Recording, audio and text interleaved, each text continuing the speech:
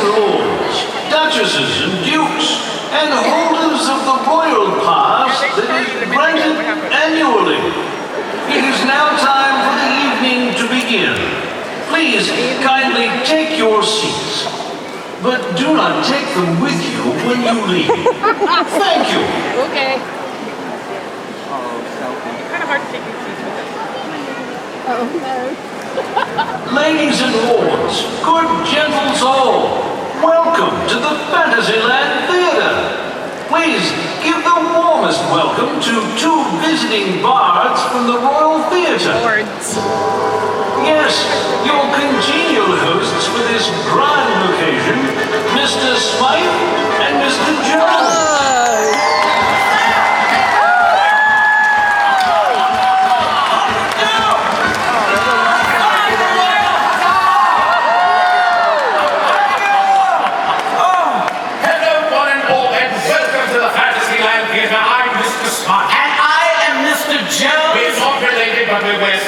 Indeed we do. Look at all these people out there. Oh, you're having a wonderful evening, yes? Yes! Let me get a royal huzzah from all the gentlemen, from all of our lords. Say huzzah! Huzzah! Fine, quite fine. And how about all our lovely ladies? Huzzah!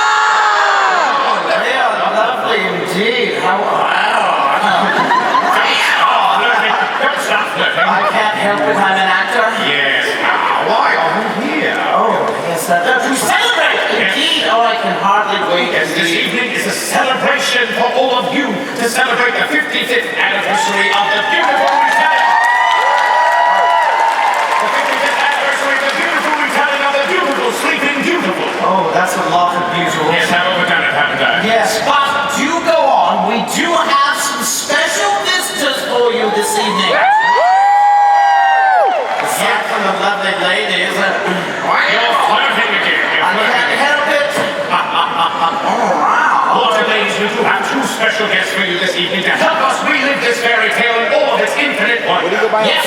So, lords and ladies, attention, if you will. Two gentlemen. From Verona? No, from Anaheim, I think. Oh, sorry. One man is a Disney legend. The other is a Disney expert. They both are. Well, they're both many things indeed. And are known to you all. Or shall we, after this evening? Lords and ladies, please give a robust royal round of applause for the Prince of Public Relations for Disneyland, Tim ODay. And that's very much there, Tony Baxter.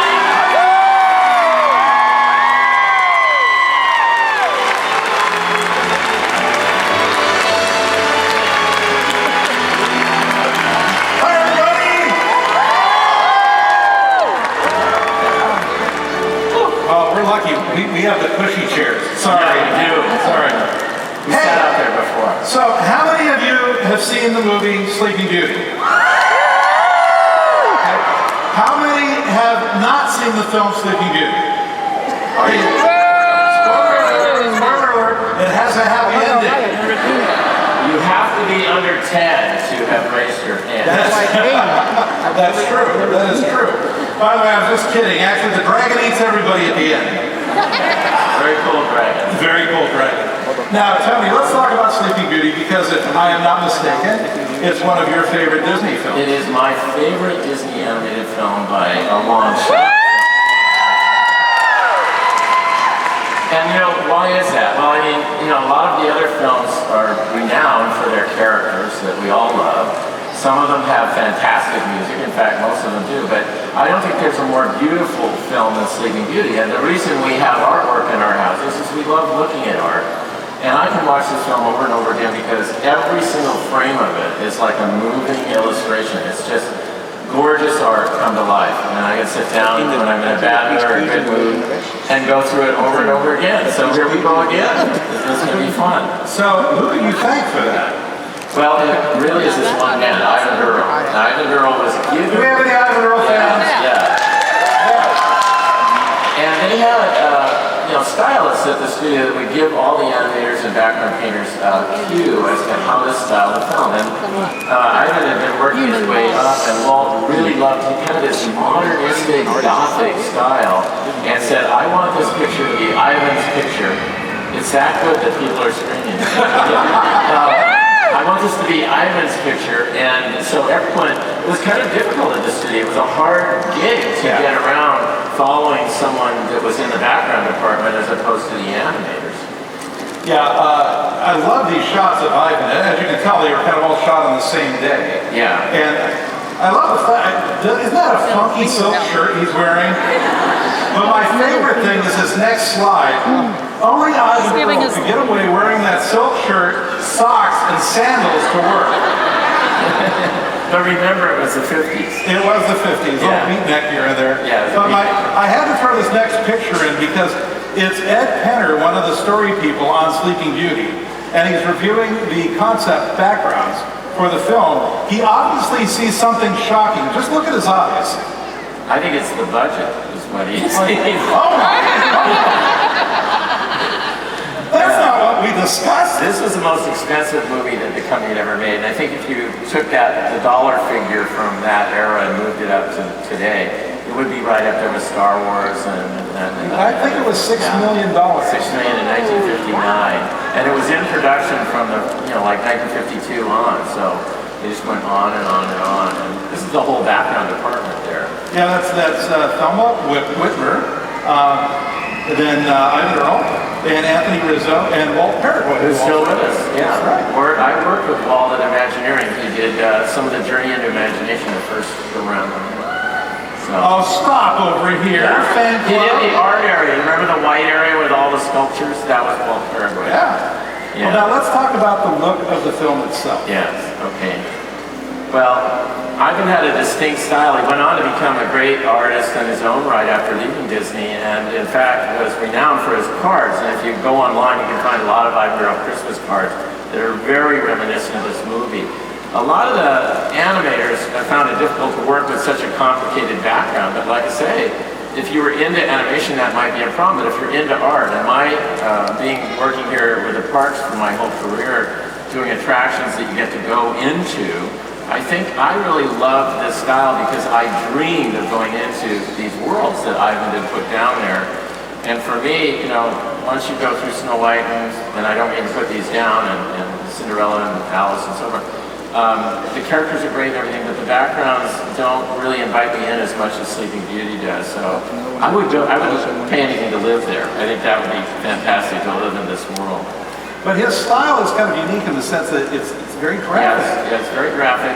It combined a graphic look that was kind of very typical of the 50s. It started with UPA, an animation house that was kind of a competitor of Walt's that did very brash, very simple design. So there's a simplicity in it, and yet it's overflowing with detail. And that rigid effect is something that was traditional to Gothic design, and so you see it reflected in European tapestries and some of the books that we studied when we were doing Disneyland Paris, like the Book of the Hours by the Duc de Berry, was used by Ivan Earl in styling this film as well. And the film was also noted for making square trees popular. Yes.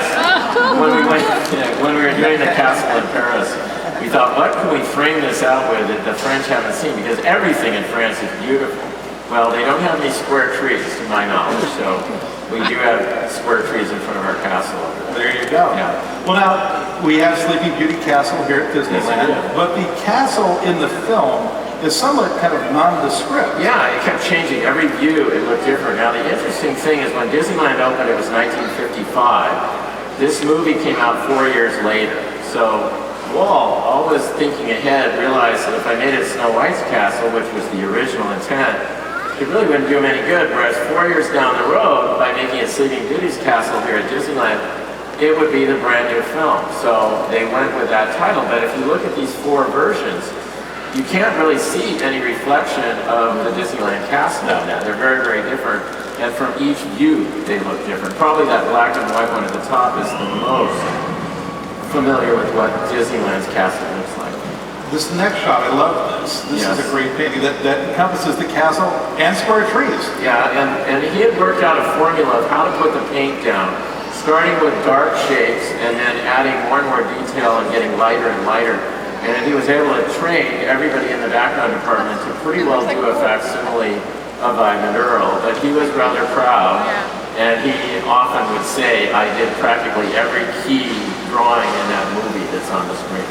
Well, now, I'm making fun of the trees and everything in this, but when you did work on Disneyland Paris, you really looked at this film quite clearly. I didn't have to. I knew the film frame by frame. And also... So did I. Yeah.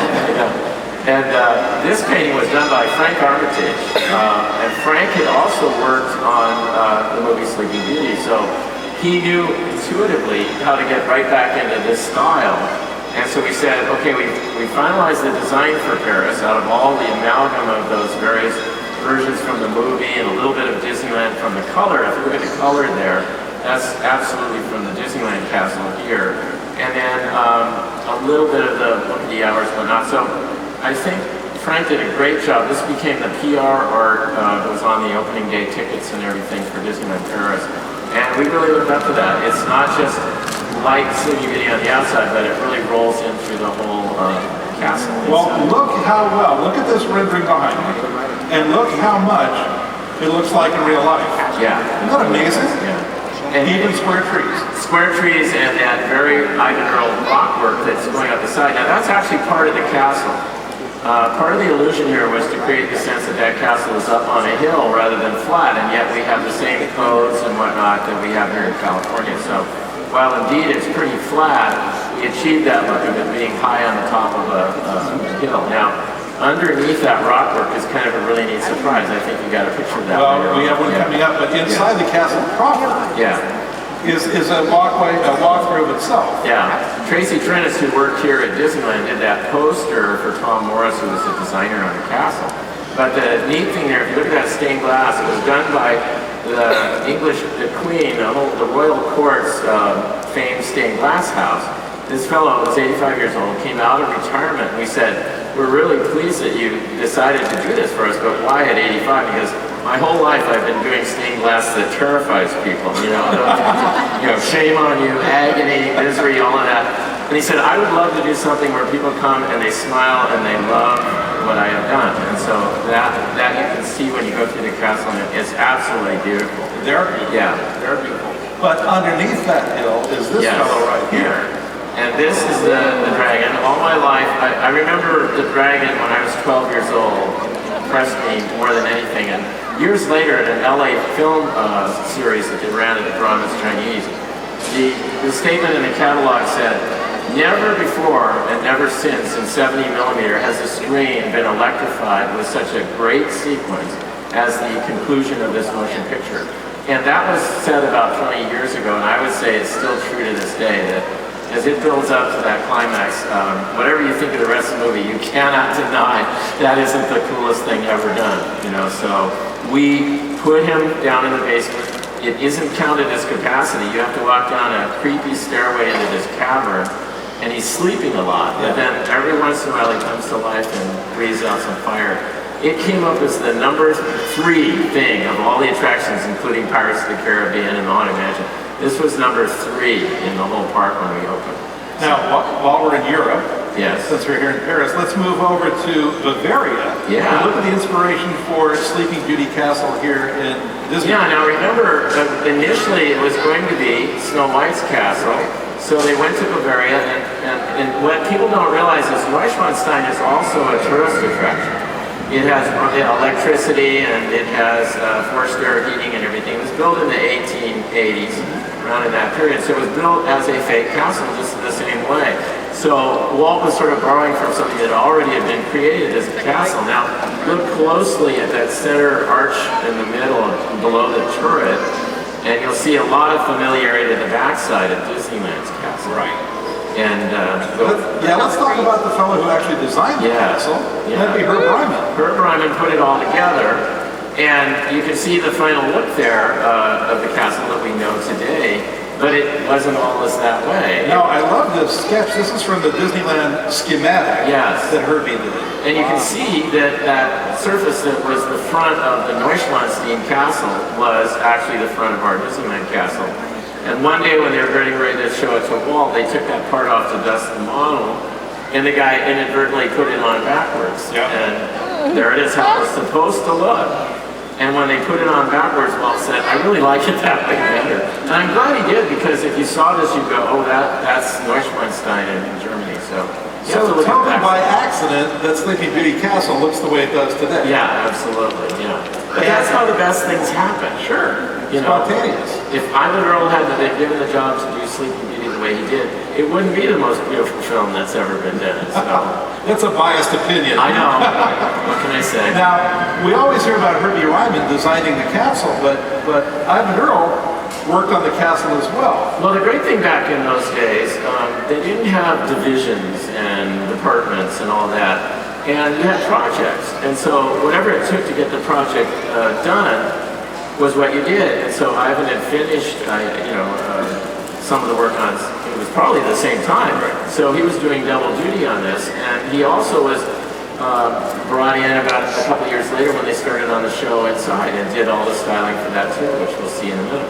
But I love the fact that Walt used the castle so much Yeah. to promote Disneyland the place and Disneyland the TV. Well, it was brilliant. The year before Disneyland opened, they started the TV show on ABC, and it opened with that castle every week. So for a little kid growing up at that point in time, you knew where everything was, how it was laid out, what a Frontierland and a Fantasyland were before the doors opened. You can see that sign down there that talks about that model was done before the TV series started in September of that year before Disneyland opened. Yeah. So, Warming up the audience. yeah, exactly. And it was how they got the dollars to build Disneyland, because the partnership with ABC, who presented the show at that time, got him the extra money he needed to finish the park, which is interesting because now ABC Yes, is in all fact part of the family. Yeah.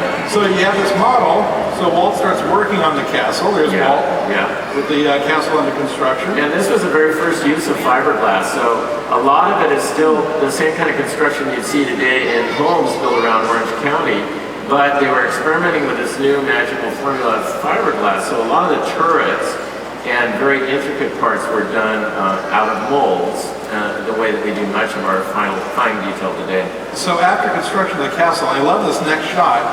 That's the castle on opening day, as seen in the opening day TV special.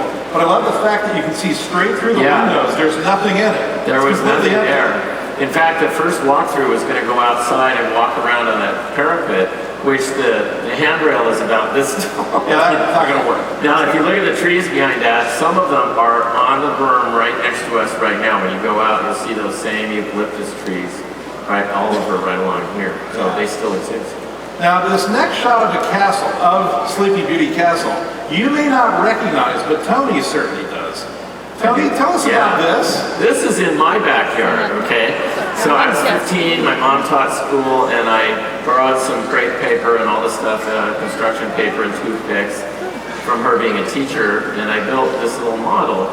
And it looked pretty good from the front. I wouldn't want you to see the back because I didn't have the guidebook that guided me on this. So my mom said, let's enter it in the Orange County Fair, and we did, and I won a blue ribbon, and I got my name in the register. There you go. Now let's talk about what the walkthrough looked like in 1957. 57, 2 years before the film came out, they opened an amazing walkthrough. And the best part of it was when you left the walkthrough, you got this beautiful, it was like a movie program book with massive fold out in the middle of one of the scenes from the film. And that was like a B ticket, 25 cents, for this thing. So you would always use your B ticket just to get a stash of these programs.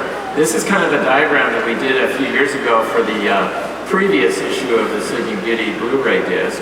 And you can see how they crammed in all of these various sequences into that very tiny castle.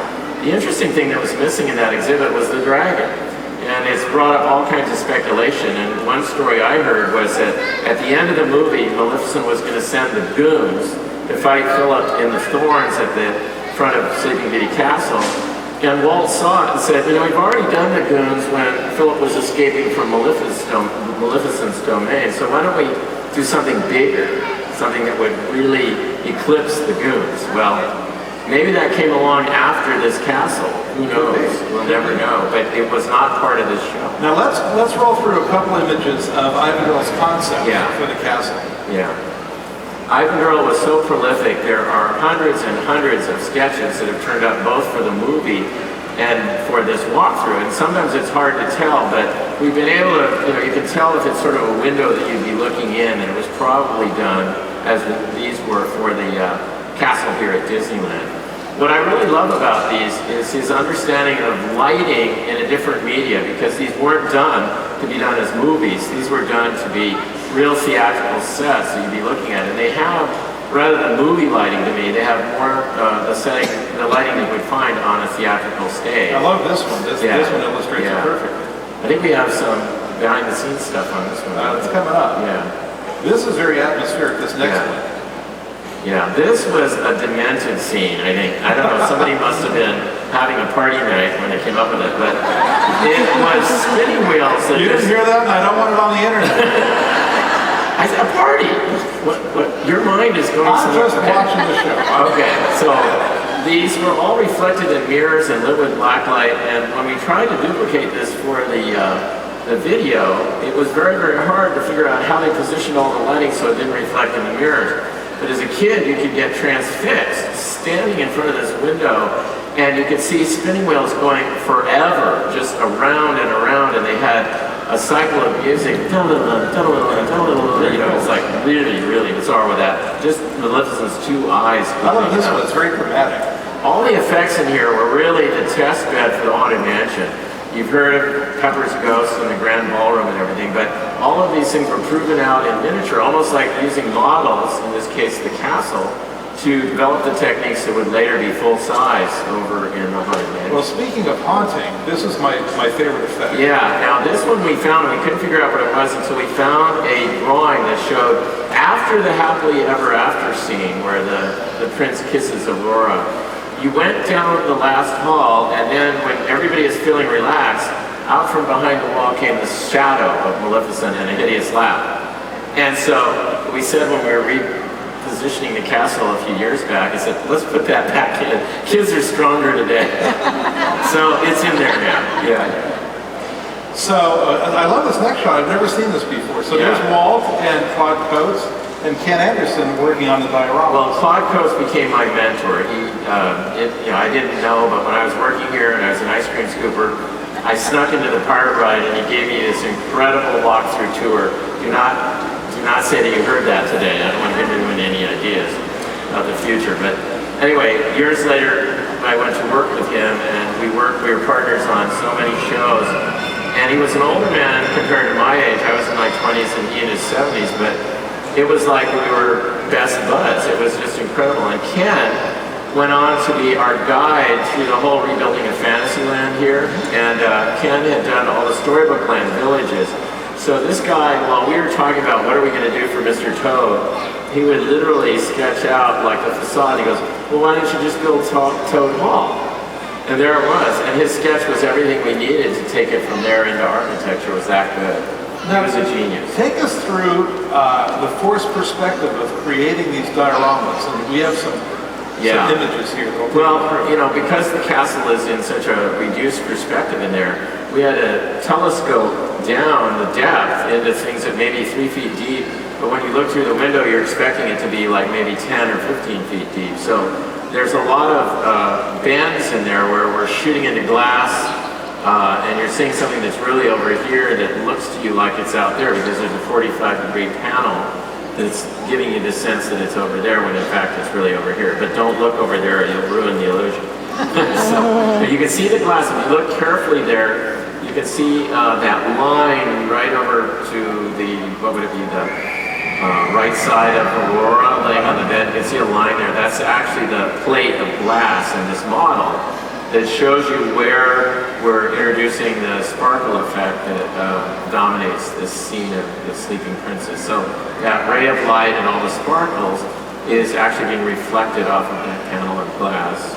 And doing the show over as we did for the attraction a few years back was great because so many of the younger people like Chris Merritt, who's now working over in Shanghai, they got to test their wings doing all these effects that Yale Gracie and Bob Kerr and all the geniuses who did this the first time had done years ago. Now there was one section of the old walkthrough that didn't make it in the redo. Only one? Well, this one I always thought was kind of weird, but I loved it as a kid. Oh, as a kid, it was great. They had a tape recorder in there that had a loop of tape, and you'd go up and you'd go, hello, hello, hello, hello, hello. It would just play back your voice over and over again. It was a bottomless pit. And it was wonderful, except most of the kids that went up to it didn't say hello, hello, hello. And it is Disneyland, you know. Don't give this front row any ideas. They look suspicious. Well, we debated about putting it back in, but, well, kids are a little bit, you know, but we ended up not doing it. Yeah. Now, you were talking about kind of the cramped quarters of putting this attraction, this walkthrough in, but it actually works quite well. Yeah, it was funny because at the time it had been closed for like 10 years. And I was talking casually to Ed Greer, who was president here. I said, we're doing this thing for the Blu-ray, and it's really neat. And I showed it to him. I had a rough cut, and he goes, wait a minute. Florida has an interior to their castle. Disney does not. And I said, yes, we do. So he called security and he said, I'm going to be out at the castle of Toy in about 10 minutes. I want someone with a key so we can go in. And you couldn't believe what we found. I mean, it looked like an abandoned haunted house. There was so much broken debris and whatnot in there. But he said, if you can pull this off and get it done by the time that DVD comes out, you've got a project. So we did it, yeah. Now let's, yay! I love this next shot. This next shot is the opening of the walkthrough in '57. Yes. Anybody remember Shirley Temple? Yeah. Well, that's her son that's about the age that you remember her at, but she's wearing the queen outfit there, the princess outfit with Walt. And it was his birthday, I believe, that day too. So it was kind of a cool day for Shirley. I love the fact they have her in a crown and a cape. Yeah. All that. Now let's jump forward to 2008 when the castle reopened. Yeah, well, you know, it's funny because Ed says, can you get it done on that date? And we actually worked with the studio to put a teaser on the end of the film Blu-ray that said, watch for the awakening of Sleeping Beauty Castle. And I remember they said to me, if this doesn't go forward, you're going to have to pay to refresh all of these Blu-rays. So I'm like sweating bullets. So we came up with a clever sign, maybe some of you can remember it. It says something like, before the last leaf of autumn falls, Sleeping Beauty will once again grace these halls. Now, in California, autumn ends somewhere in January. It's called Whatever Works. Yeah, right. Well, let's hop, skip, and jump through the attraction as we know it today. Yeah. And here's some of those great examples. Yeah. Remember the Ivan Earl concept we saw earlier, and here's the finished product. And we were able to, we had a lot of the original drawings that Ken Anderson and Mark Davis had done, and we had a great team of young talent on this that was able to really cut their teeth on this. Now, you even found some old props. Yeah, we did. One fellow over in maintenance had actually saved a Maleficent, and she was still in working order, but we were so pleased to have it, we actually donated it to the archives and did a new one for the ride. So, yeah. Then this is not a scene in the film. No, this is that scene where we have the Maleficent. It's really hard to see, but she's up there. That's the one that we actually found the original, so that is exactly a copy of that. But the next one, yes. Remember I told you the dragon wasn't in the original show. So we got rid of the bottomless pit, and while we were digging through everything, I found this original Ivan Earl that is not how the movie ends. It's a different view that I found to be even more, and I'm a fanatic on this, but it looks even more dramatic to me than the staging at the end of the movie, which is on the bridge. But it looked like that overwhelming thick thorn forest. So here is an animation that we did based on that design, and this is what you find now at the near the climax of the castle. It's a great finale to the walkthrough. Let's take a look. Yeah, so this is all new. Oops. Well, that didn't work. Oh my goodness, something's going wrong. Yeah, that never happens at Disneyland. Like this scene where, you know, are we going to see it or not? There we go. There we go.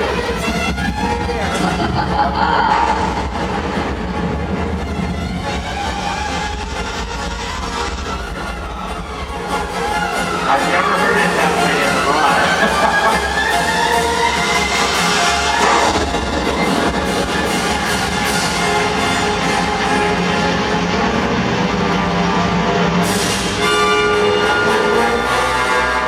Wow. That's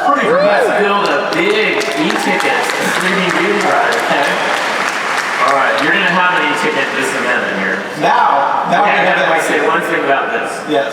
See those flowers? They were all going to be cutouts, and poor Chris Merritt, it was the last scene, and it was opening the next morning. We put them in, and they looked terrible.